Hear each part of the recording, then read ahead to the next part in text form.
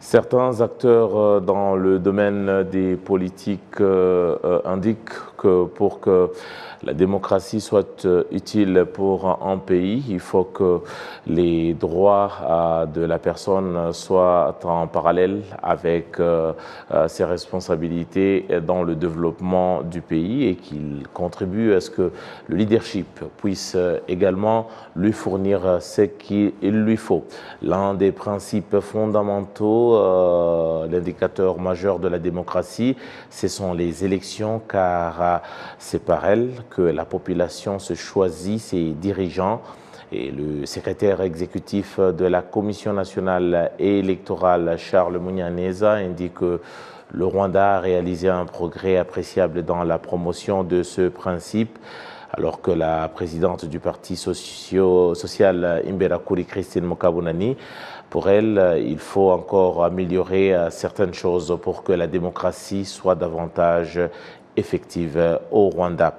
Justement, la journée internationale de la démocratie que les Nations Unies ont décrétée en cette date du 15 septembre, nous voudrions un peu faire un état des lieux de la démocratie, pas seulement au Rwanda, mais comment est-ce que la démocratie est perçue sur le continent africain. Avec nous par téléphone, nous sommes rejoints par Monsieur Gueye. Il est journaliste sénégalais qui nous rejoint par téléphone. Bonsoir, Monsieur Gueye. Ou plutôt, je devrais dire Nangadef.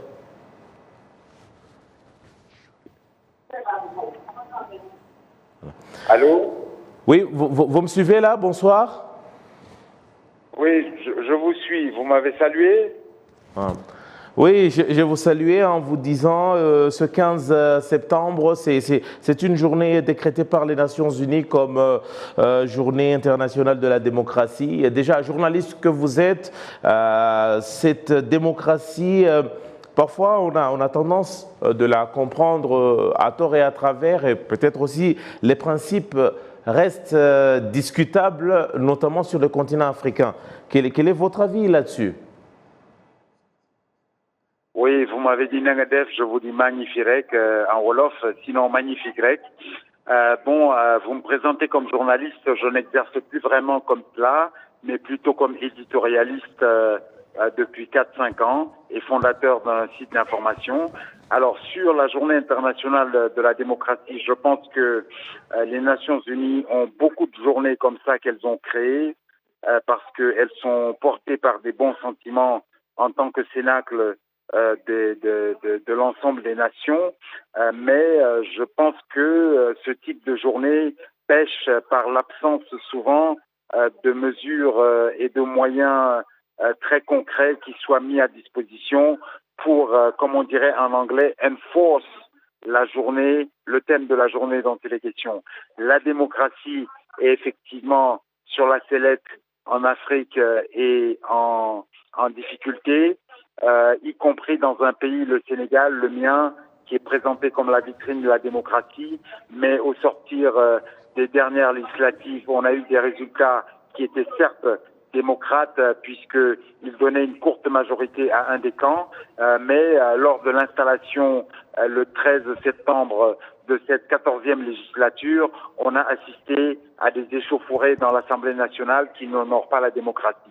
Donc au total, je pense que la démocratie a avancé depuis les révolutions et les conférences nationales des années 90, et puis qui se sont soldées par l'arrivée partout en Afrique francophone, notamment subsaharien, du multipartisme.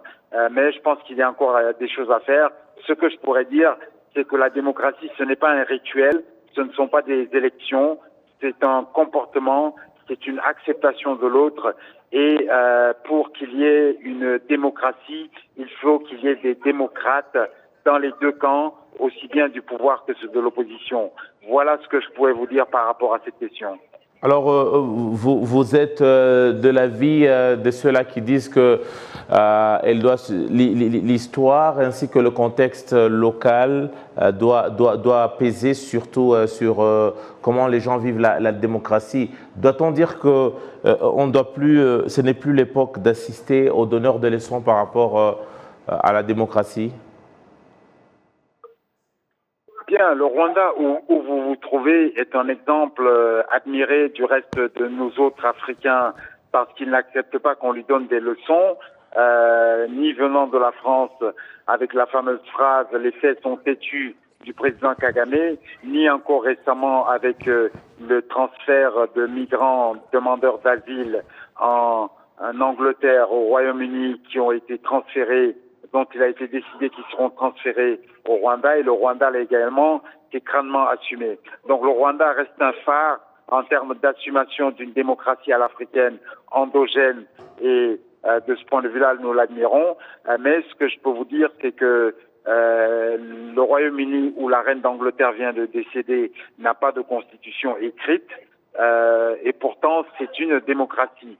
Donc, je pense effectivement que la démocratie et les organes démocratiques institutionnels doivent être le produit de notre histoire, de nos consensus endogènes et nationaux et propres à notre histoire et à la personnalité de notre culture et de notre société, et non pas quelque chose qui vienne de l'étranger et qui soit plaqué, où on dit il faut que vous ayez le multipartisme, il faut que vous organisiez des élections tous les 5 ans pour la présidence, et il faut que les mandats présidentiels s'arrêtent à 5 ans, à deux fois 5 ans, alors que par exemple la chancelière allemande Angela Merkel a eu 7 mandats. Donc je pense que la démocratie est quelque chose qui doit être le produit d'un consensus d'une société donnée, et non pas quelque chose effectivement qui soit imposé et plaqué de l'extérieur. Et on a vu que ça ne marche pas.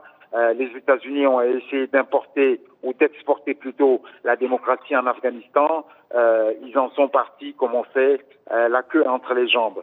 Donc, et 20 ans après, c'est le retour des talibans. On est revenu plus encore en arrière qu'on en était ou qu'on le serait si on avait laissé la société afghane développer sa propre compréhension et sa propre application de la démocratie. Merci beaucoup, Monsieur Ousseynou Nar Gueye, pour votre intervention. Comme on dit, Djeredjef. Merci beaucoup et à la prochaine. Bonne émission à vous.